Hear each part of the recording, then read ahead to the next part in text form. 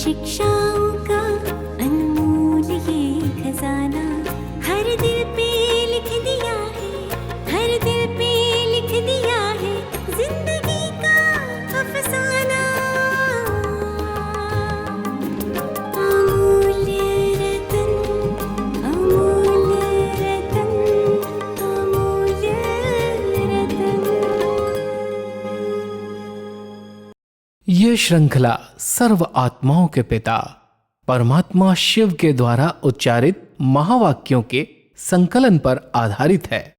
Om Shanti. Godlywood studio द्वारा प्रस्तुत अमूल्य रत्न में आप सभी का हार्दिक स्वागत है।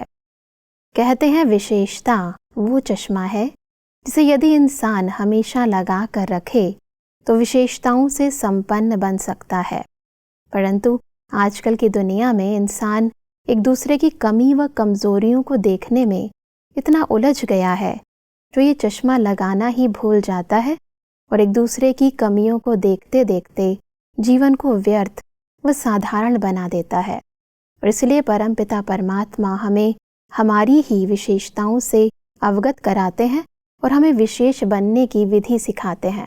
इन विधियों को आज हम ईश्वरीय महावाक्यों द्वारा गहराई से जानेंगे और इन महावाक्यों के स्पष्टीकरण के लिए हमारे मध्य हैं प्रजापिता ब्रह्मा कुमारीज ईश्वरीय विश्वविद्यालय के वरिष्ठ राजयोगी शिक्षक आदरणीय राजू भाई साहब। फिर सब आपका आज के एपिसोड में बहुत बहुत स्वागत है। ओम शांति। फिर सब आज हम बात करेंगे 16 दिसंबर 1993 के महावाक्यों पर, जिसका टॉपिक है सच्चे स्नेही बन, एक बाप द्वारा सर्व संबंधों का साकार में अनुभव करो। परमात्मा कहते हैं कि अकाले मृत्यु का तो समय है ना, तो थोड़ा समय भी अगर मौज के बजाय मूंझते हैं और उस समय अंतिम घड़ी हो जाए तो अंतमति सोगति क्या होगी। इसलिए सुनते रहते हो ना सदा एवर रेडी। एवर रेडी का मतलब क्या है? क्या हर घड़ी ऐसे एवर रेडी हो? कोई भी समस्या संपूर्ण बनने में विघ्न रूप नहीं बने। अंत अच्छी तो भविष्य आदि भी अच्छा होता है। जैसा मत में होगा वैसी गति होगी। तो एवर रेडी का पाठ इसलिए पढ़ाया जा रहा है। बस अब अकाले मृत्यु के समय में परमात्मा हमें एवर रेडी का पाठ पढ़ा रहे हैं। इस पाठ की विशेषता को और आवश्यकता को थोड़ा स्पष्ट करें। तो भविष्य उज्जवल बनाने के लिए परमात्मा हम सबको कहते हैं कि अकाले मृत्यु का सीजन है और अचानक कभी भी शरीर का अंत हो सकता है। इसलिए आप बच्चों को बहुत काल से मौज की स्थिति का अनुभव करना है, क्योंकि अगर कहीं भी किसी भी परिस्थिति में उलझ गए, मूंझ गए और शरीर का अंतकाल हो गया तो अंत में जिस प्रकार की स्मृति होगी, जिस प्रकार का चिंतन होगा, वैसा ही आपको अगला जन्म मिलेगा। इसलिए बहुत काल से एवर रेडी रहना माना अपनी एक रस मौज की स्थिति में रहना, जिससे कभी भी अगर हम इस शरीर से अलग हों, छूटे शरीर, तो हमारी अंतमति सोगति भविष्य हमारा उज्जवल बने। इसलिए परमात्मा हम सबको कहते हैं बच्चे सदा एवर रेडी रहो, अपनी ऊंचे से ऊंची स्थिति में स्थित रहो, ताकि कभी भी अगर इस शरीर से अलग होकर के दूसरे शरीर में जाना हो तो आपकी अंत अच्छी हो तो भविष्य भी अच्छा हो जाएगा। बिल्कुल। तो सब परमात्मा कहते हैं ऐसे नहीं सोचो कि थोड़ा समय होता है, लेकिन थोड़ा समय भी, एक सेकंड भी धोखा दे सकता है। वैसे सोचते हैं ज़्यादा टाइम नहीं चलता, ऐसा 2-4 मिनट चलता है, लेकिन एक सेकंड भी धोखा देने वाला हो सकता है। तो मिनट की तो बात ही नहीं सोचो, क्योंकि सबसे वैल्यूएबल आत्माएं हो, अमूल्य आत्माओं का कोई दुनिया वालों से मूल्य नहीं कर सकते। दुनिया वाले तो आप सबको साधारण समझेंगे, लेकिन आप साधारण नहीं हो, विशेष आत्माएं हो। परमात्मा हम सबकी विशेषताओं को देख करके कहते हैं बच्चे जैसे दुनिया वाले हैं ऐसे आप नहीं हो, आप बहुत महान आत्माएं हो, हीरो पाठधारी आत्माएं हो। इसलिए आपका एक एक सेकंड पर बहुत ध्यान चाहिए। ऐसे नहीं 2-4 मिनट ऐसे ही व्यर्थ चला जाए, उलझन में चला जाए, व्यर्थ बातों में चला जाए और उसी समय अगर अंत हो गई तो क्या होगा। इसलिए ध्यान देने की आवश्यकता है। परमात्मा बहुत समय से अपने बच्चों को ये अभ्यास कराते हैं कि जितना समय आप अशरीरी स्थिति में रह सकते हो, व्यर्थ से मुक्त स्थिति में रह सकते हो, उतना ही आपकी अंतमति सो गति होगी, अच्छे से अच्छी गति होगी। इसलिए बहुत ध्यान देना। कई बार हम सोच लेते हैं चलो 1-2 मिनट हमारा गया तो क्या हुआ, लेकिन परमात्मा कहते हैं मान लो वही 1 मिनट ऐसा हो जो अंत हो तो क्या गति होगी। इसलिए बहुत काल से अभ्यास करो व्यर्थ से मुक्त रहने की। किसी भी बात में कोई भी परिस्थिति आती है उसमें हमारा समय, संकल्प, श्वास न जाए, उसको हम बचाएं और बहुत काल से एवर रेडी रहें। कभी भी अंत हो तो हमारी वो अंतमति सो गति अच्छी हो जाए। जी, परमात्मा आगे कहते हैं कि विशेष आत्मा का अर्थ ही है जो भी कर्म करें, जो भी संकल्प करें, जो भी बोल बोलें, वो हर बोल और हर संकल्प विशेष है, साधारण नहीं हो। समय भी साधारण रीति से नहीं जाए, हर सेकंड और हर संकल्प विशेष हो, इसको कहा जाता है विशेष आत्मा। वैसे विशेष आत्मा की इस परिभाषा को स्पष्ट करें। परमात्मा हम सबको विशेष आत्मा बनने की ये विधि बताते हैं कि आपके जो संकल्प हैं, आपके जो बोल हैं, जो आपके कर्म हैं, उसमें जरा भी कहीं साधारणता न हो। हमेशा ध्यान रहे कि जो मैं सोच रहा हूँ वो भी एक विशेष हो, जो मैं बोल रहा हूँ वो भी विशेष हो, अन्य आत्माओं को विशेष आत्मा बनाने वाला हो। कर्म में भी बहुत विशेषता चाहिए, जरा भी कहीं साधारणता न हो। जैसे दुनिया वाले कर रहे हैं ऐसे मैं भी कर रहा हूँ, हंस रहा हूँ, बोल रहा हूँ, जिसका कोई अर्थ ही नहीं है, ऐसे कर्म कर रहा हूँ। परमात्मा कहता है कि ये व्यर्थ जो जा रहा है, साधारण में भी जा रहा है। आप बहुत मूल्यवान आत्माएं हो, वैल्यूबल आत्माएं हो। आप लोगों की तरह नहीं कर सकते क्योंकि आपको विशेषता संपन्न बनना है, सब विशेषताओं से संपन्न आत्मा बनना है। इसलिए हर समय ध्यान रहे कि हमारा हर कर्म, हर एक्शन विशेष होनी चाहिए, जिससे हम विशेष आत्मा बन सकें। बिल्कुल। परमात्मा आगे हमसे कहते हैं कि कई ऐसे सोचते हैं कि कोई गलती नहीं की, कोई पाप कर्म नहीं किया, कोई वाणी से भी ऐसा उल्टा सुल्टा शब्द नहीं बोला, लेकिन भविष्य और वर्तमान श्रेष्ठ बनाया। बुरा नहीं किया लेकिन अच्छा किया। सिर्फ ये नहीं चेक करो कि बुरा नहीं किया, लेकिन बुरे की जगह पर अच्छे ते अच्छा किया या साधारण हो गया। तो ऐसे साधारणता नहीं हो, श्रेष्ठता हो, नुकसान नहीं हुआ लेकिन जमा हुआ, क्योंकि जमा का समय तो अभी है ना, अभी का जमा किया हुआ भविष्य अनेक जन्म खाते रहेंगे, तो जितना जमा होगा उतना ही खाएंगे ना। बस अब स्वयं के अटेंशन और चेकिंग की इस विधि को थोड़ा स्पष्ट करें। परमात्मा हम सबको कह रहे हैं, कई बच्चे ये कहते हैं मैं कुछ बुरा नहीं कर रहा हूँ, मेरे से कुछ बुरा नहीं हुआ जी, मैंने कोई ऐसा कर्म नहीं किया जो पाप बन जाए, बहुत मेरा अटेंशन है अपने आप पर। लेकिन परमात्मा हमारा ध्यान खिंचवा रहे हैं कि आपने बुरा तो नहीं किया, लेकिन अच्छा कितना किया, श्रेष्ठ कितना किया, जमा कितना किया।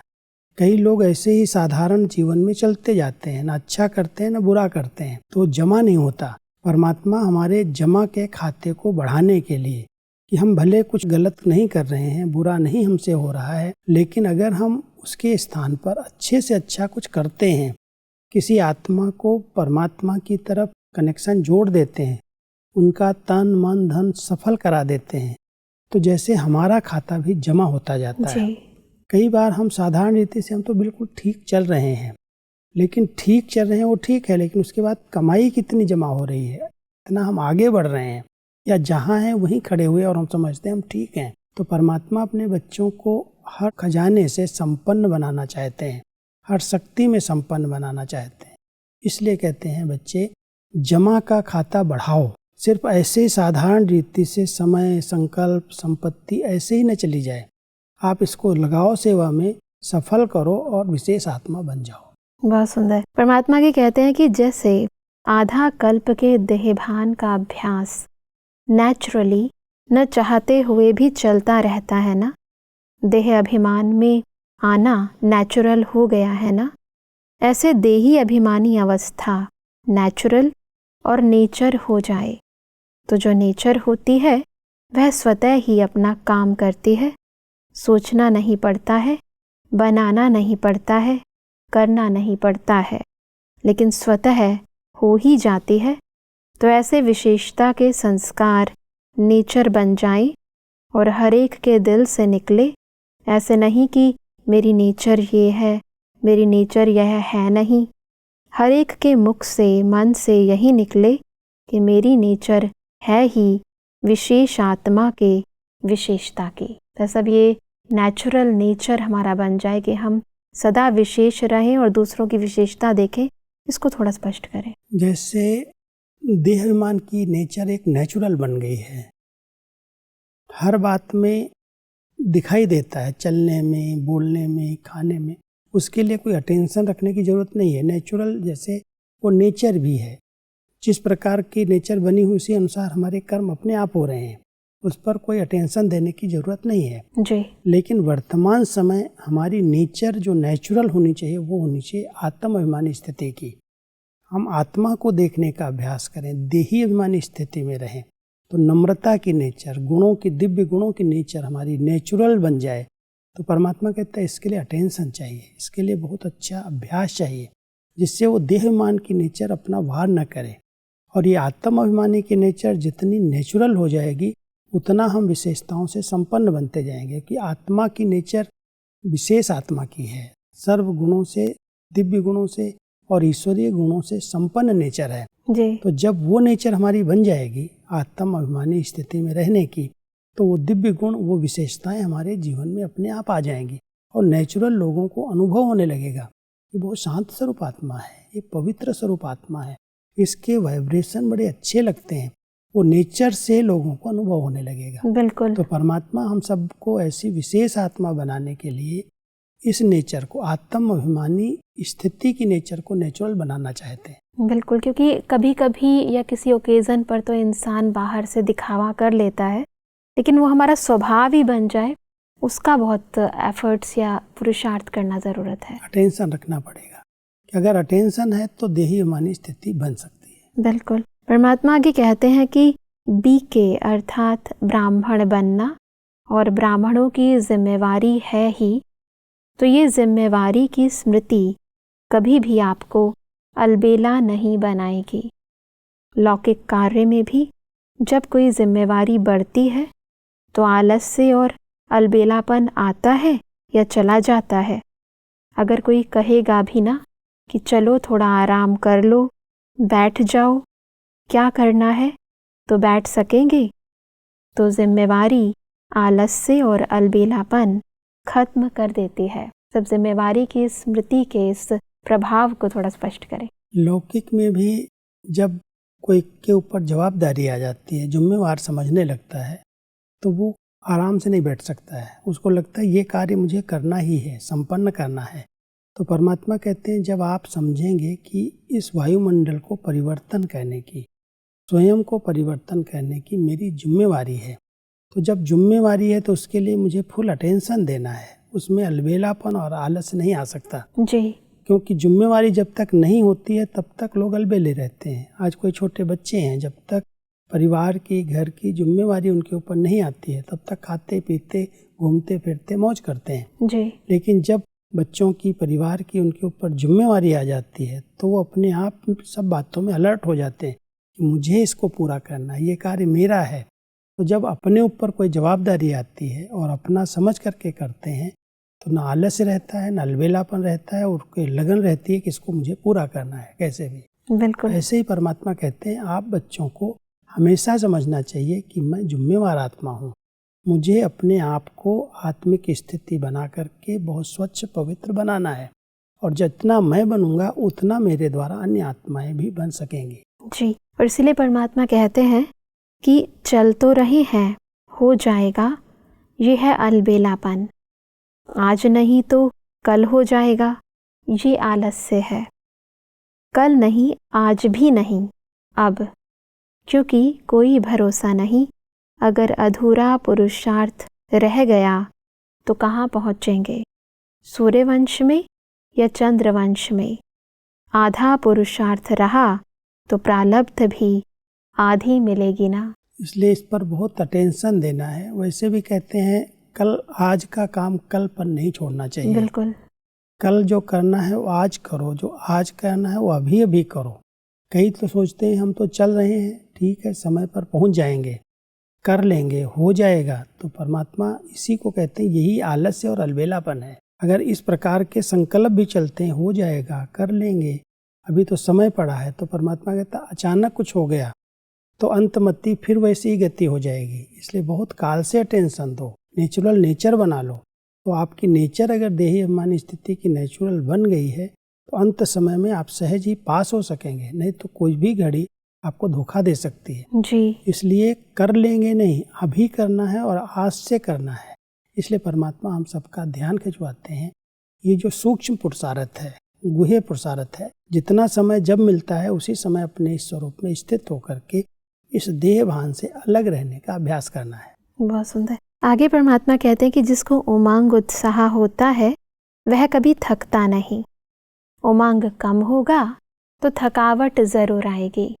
उमंग उत्साह वाले सदैव अपने चेहरे से औरों को भी उमंग दिलाते रहेंगे। एक है चेहरा, दूसरा है चलन। तो अपने चेहरे और चलन से सदा औरों को भी उमंग उत्साह में बढ़ाते रहो। ऐसी चलन हो जो कोई भी देखे तो सोचे कि ये उमंग उत्साह में सदा कैसे रहता है। तो सब चेहरे और चलन से उमंग उत्साह को बताना, ये थोड़ा स्पष्ट करें। कई बार अगर कोई आत्माएं उमंग में रहती हैं तो उनके बोलने में भी उमंग दिखाई देता है, करने में भी उमंग दिखाई देता है, जैसे बहुत हर्षित होकर के बड़े प्यार से कार्य कर रहे हैं। परमात्मा कहते हैं एक तो आपका ये चेहरा जो है उससे दिखाई दे कि बिल्कुल ये उमंग उत्साह वाली आत्मा है, चुस्त है। और ऐसे ही जो चलन है, जो हम कार्य व्यवहार में आ रहे हैं, कर रहे हैं, उसमें भी दिखाई दे इसके अंदर तो बड़ा उमंग है, कितना प्यार से इस सेवा को कर रहा है, इस कार्य को संपन्न करने में कितनी इसकी लगन है। तो जहाँ लगन है वहाँ हमारे चलन से, चेहरे से उमंग उत्साह दिखाई देता है। अगर लगन की कमी है, प्यार ही नहीं कोई सेवा से, तो ऐसे लगता है तो पता नहीं बोझ समझ करके कार्य कर रहा है। कई लोग हैं करते हैं लेकिन जैसे कोई ने इनके ऊपर जवाबदारी थोप दी है, बहुत अपने आप को समझते पता नहीं क्यों मुझे कार्य मिला। लेकिन परमात्मा कहते हैं जो उमंग उत्साह वाली आत्माएं होती हैं वो बहुत निश्चिंत होकर के खुशी खुशी से खुद करती हैं और उनको देख करके दूसरों को भी उमंग उत्साह आ जाता है। कितना लगन से कर रहे हैं, कितना प्यार से काम कर रहे हैं, इनके चेहरे पर कोई थकावट के चिन्ह नहीं दिखाई देते, कितना समय से कर रहे हैं। तो वो देख करके लोगों के अंदर भी उमंग उत्साह आता है, ये कर रहा है तो मैं भी कर सकता हूँ। बिल्कुल। परमात्मा आगे कहते हैं कि कर्म योगी अर्थात हर कर्म योग युक्त हो। कर्म अलग, योग अलग नहीं। कर्म में योग, योग में कर्म, सदा दोनों साथ हैं, तब कहते हैं कर्म योगी। ऐसे नहीं जब योग में बैठे तो योगी हैं और कर्म में जाएं तो योग साधारण हो जाए और कर्म महान हो जाए। सदा दोनों का साथ रहे, बैलेंस रहे। सब कर्म योगी स्थिति को थोड़ा स्पष्ट करें। यही एक बैलेंस है कि कर्म में हम हैं तो परमात्मा की याद में रह करके कर्म कर रहे हैं जी।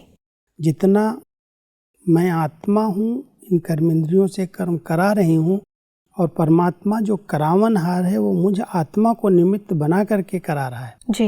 ये स्मृति हमें कर्म योगी बना देती है। कई बार हम जब योग में बैठते हैं तो कहते हैं कर्म छूट गया, लेकिन कर्म नहीं छूटता।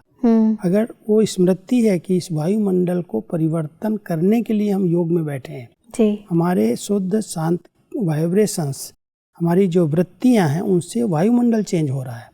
तो योग में कर्म भी हो रहा है और जब कर्म कर रहे हैं, अगर परमात्मा की याद है, आत्मिक आत्म अभिमानी स्थिति है, तो नेचुरल कर्म में योग है, योग में कर्म है, सेवाएं हैं। बिल्कुल। परमात्मा इसीलिए कहते हैं कि कर्म और योग का बैलेंस है। तो हर कर्म में बाप द्वारा तो ब्लेसिंग मिलती ही है, लेकिन जिसके संबंध संपर्क में आते हैं उनसे भी दुआएं मिलती हैं। कोई अच्छा काम करता है तो दिल से उसके लिए दुआएं निकलती हैं ना, कि बहुत अच्छा है, तो बहुत अच्छा मानना यह दुआएं हैं। और जो अच्छा कार्य करता है उसके संग में रहना सदा सभी को अच्छा लगता है, उसके सहयोगी बहुत बन जाते हैं तो दुआएं भी मिलती है, सहयोग भी मिलता है।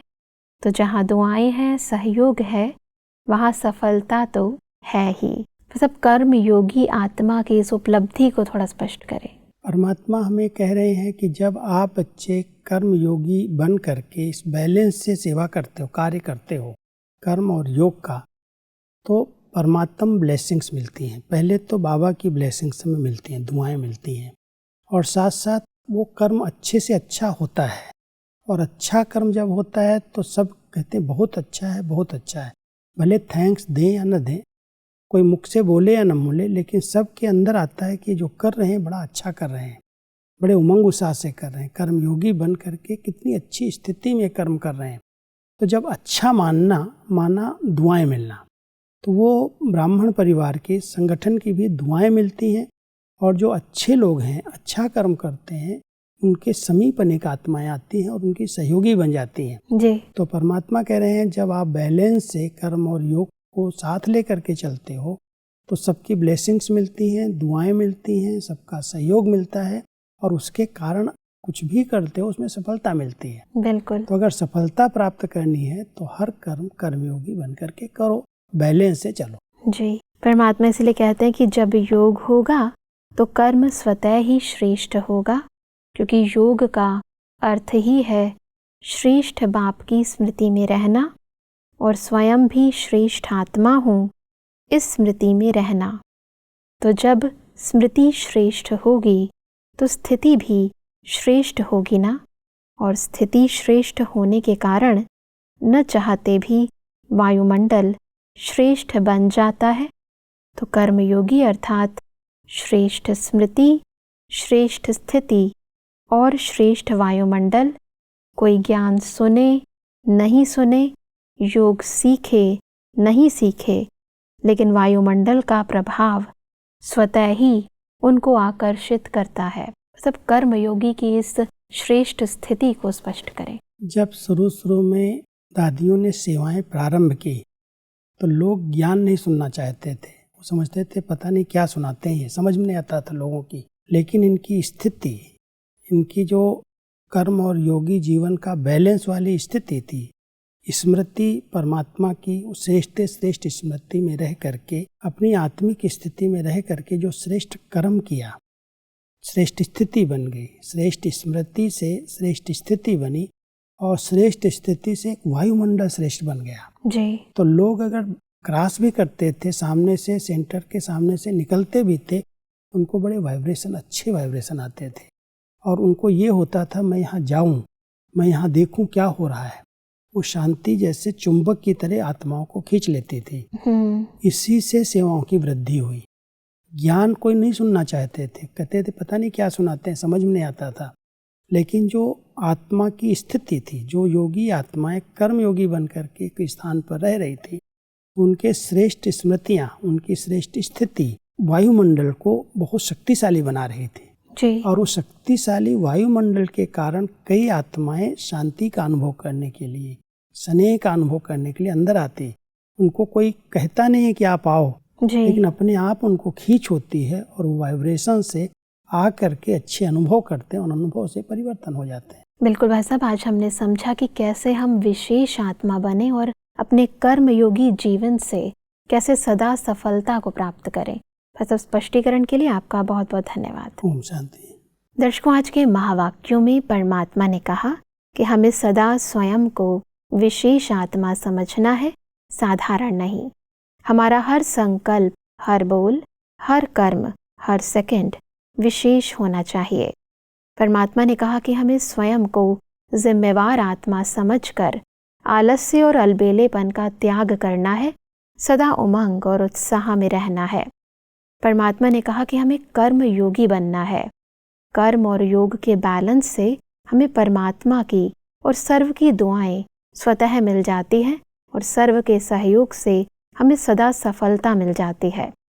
दर्शकों, आज के महावाक्यों से संबंधित यदि आपके मन में कोई भी प्रश्न है तो आप हमें ईमेल कर सकते हैं। हमारा ईमेल आईडी है amulyaratna@kodliwoodstudio.org। अगले एपिसोड में एक और अव्यक्त वाणी के साथ आप सभी के समक्ष हम फिर हाजिर होंगे। तब तक के लिए लेते हैं इजाज़त। ओम शांति। मुख्य सार, यह अनुभव और बढ़ाओ। स्थूल जीवन के हर परिस्थिति में स्थूल रूप का सहयोग देने वाला बाप है। साधनों को निमित्त मात्र और साक्षी हो सेवा के प्रति कार्य में लगाना। कर्मयोगी अर्थात श्रेष्ठ स्मृति, श्रेष्ठ स्थिति और श्रेष्ठ वायुमंडल। कर्मयोगी आत्मा बाप को भी प्रिय है तो विश्व को भी प्रिय है। शरीर चला जाए कोई हर्जा नहीं, लेकिन खुशी नहीं जाए, क्योंकि गारंटी है अगर खुशी में जाएंगे तो अनेकों को खुश करने के लिए जाएंगे। सबसे श्रेष्ठ और बड़ी पालना है ज्ञान की पालना, मुरली की पालना। जो थोड़े में संतुष्ट रहता है उसको सदा सर्व प्राप्तियों की अनुभूति होती है। अधिक जानकारी के लिए संपर्क करें Amulya Ratan Godlywood studio, Manmohini Van, Shanti Van post, Abu road 307510, district Sirohi, Rajasthan. Email ID है amulyaratn@godlywoodstudio.org। इस श्रृंखला को प्रजापिता ब्रह्मा कुमारीज ईश्वरीय विश्वविद्यालय के सेवा केंद्रों पर क्लास में नियमित रूप से चलाने के लिए गॉडलीवुड स्टूडियो से संपर्क करें।